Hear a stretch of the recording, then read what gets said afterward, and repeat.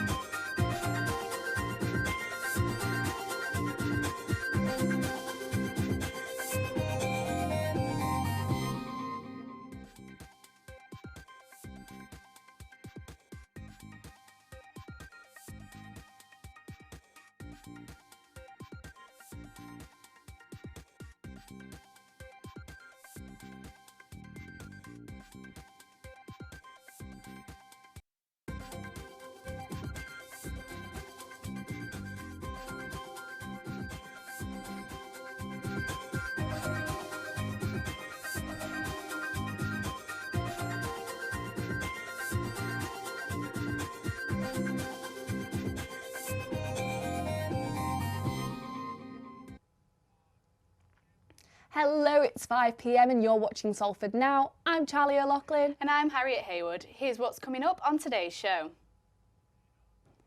Residents in Salford were left feeling a little deflated after the floating globe installation on Salford Quays had to be let down due to adverse weather conditions. And I'm here live at the Deflated Globe to give you all the Salford weather warnings. Because most people, once they've come to one class, they're like, I get it, okay. And actually, yeah, this is fun. And this is for me. And my baby's happy, but this is actually for me. And to quote Dirty Dancing, nobody puts baby in a corner. Well, especially not the mums in Monton, who dance with them on their chests. But first up on the show, when was the last time you saw a mermaid in the Quays? For our reporter Jake, it was quite recently, as he went to check out the Lights Festival down in the Salford Quays. It's less lights, camera action and more lights across the waters of Salford Quays this December. Events organisers Quays Culture have created a welcome return for the Lightwaves Festival, showcasing a variety of innovative pieces from across the globe. And one of the pieces this year quite literally is just that, a globe. This floating Earth weighs about half a tonne. And it's far more complicated with steel armatures and frameworks, and there's about 8 tonnes of ballast as well that is put into the water beforehand. There are 12 exhibitions in total here at the Lightwaves Festival, ranging from the simple yet effective to the crazy and extravagant. It's a piece called Sirens, and we're projecting live-scale photorealistic mermaids into water so that it actually looks like there is proper mermaids swimming through the water. That's the idea. The idea is of the piece is that mermaids have come more inland as their natural habitat gets kind of ruined by pollution and by human activity in the water, basically.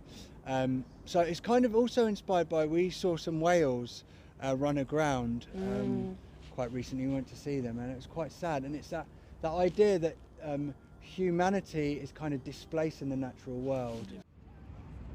Among the 12 pieces is Cygnus, an exhibit created by 2 artists from Berlin.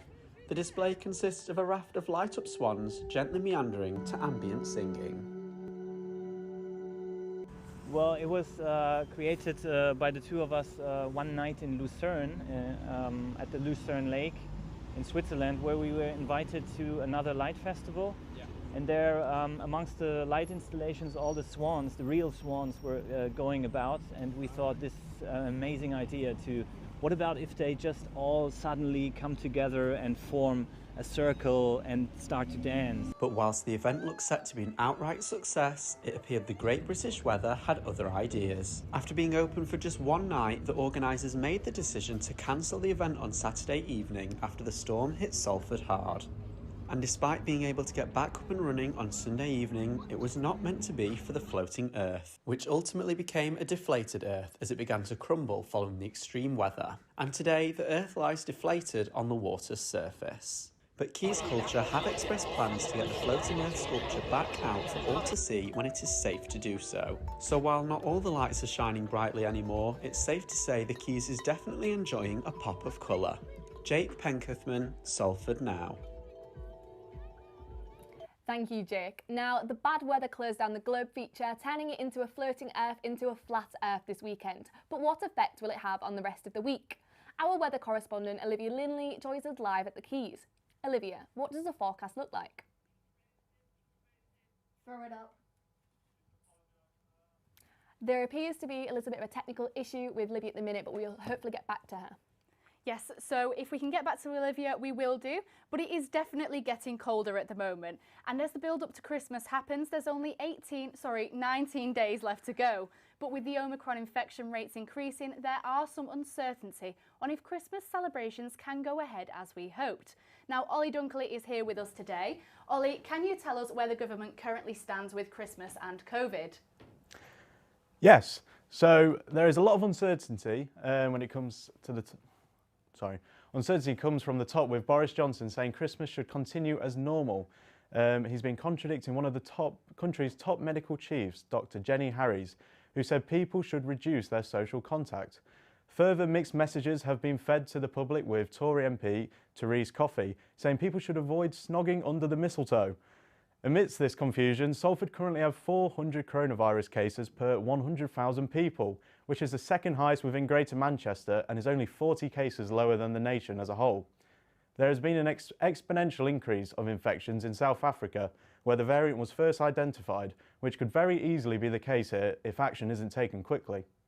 Last week, South Africa's cases quadrupled over the space of 4 days, from 4,000 to 16,000, resulting in President Ramaphosa encouraging vaccinations following the surge. Professor Paul Hunter, who is an infectious disease expert at the University of East Anglia, believes there may be over 1,000 cases in the UK already. He also went on to add that Omicron could become the UK's dominant variant in a matter of weeks. In order to hinder the rise of the variant and allow Christmas to go ahead, actions that can be put in place are to wear a face mask in all public areas, working from home where we can, and only travel or go shopping when necessary. Let us know how you'll be taking precautions this Christmas, or whether you'll be kissing under the mistletoe, by getting in touch to our social medias at Salford Now.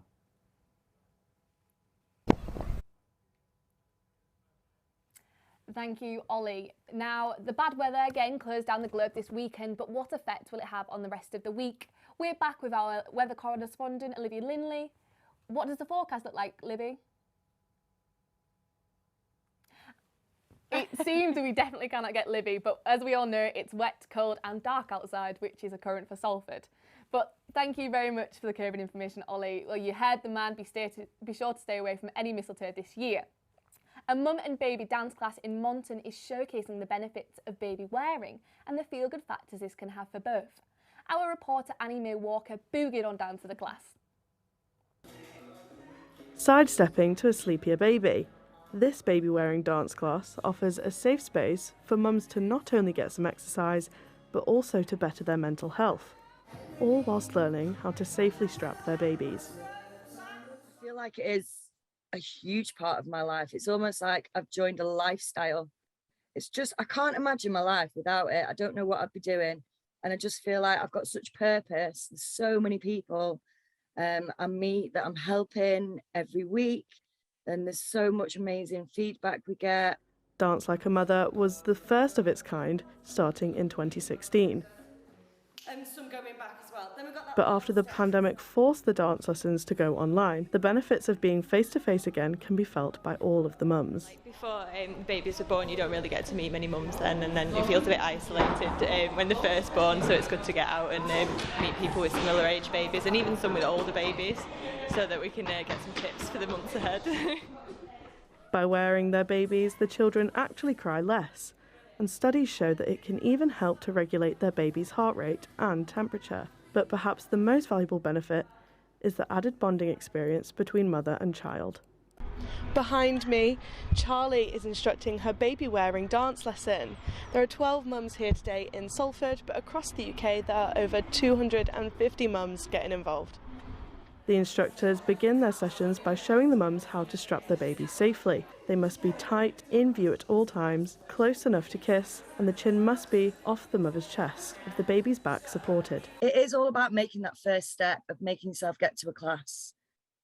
Because most people, once they've come to one class, they're like, I get it, okay. And actually, yeah, this is fun, and this is for me. And my baby's happy, but this is actually for me. The support group do not keep their cards close to their chest when it comes to the benefits of baby wearing. But they certainly keep their little ones close. Annie Mae Walker, Salford Now, Monton. Now, unfortunately, that's all we have time for now. If you want to get involved in the discussion, in the meantime, you can visit our socials at Salford Now or visit our website. Join us again at 2:30 and 5 p.m. for your latest Salford Now updates. Thank you and enjoy your evening. Good night.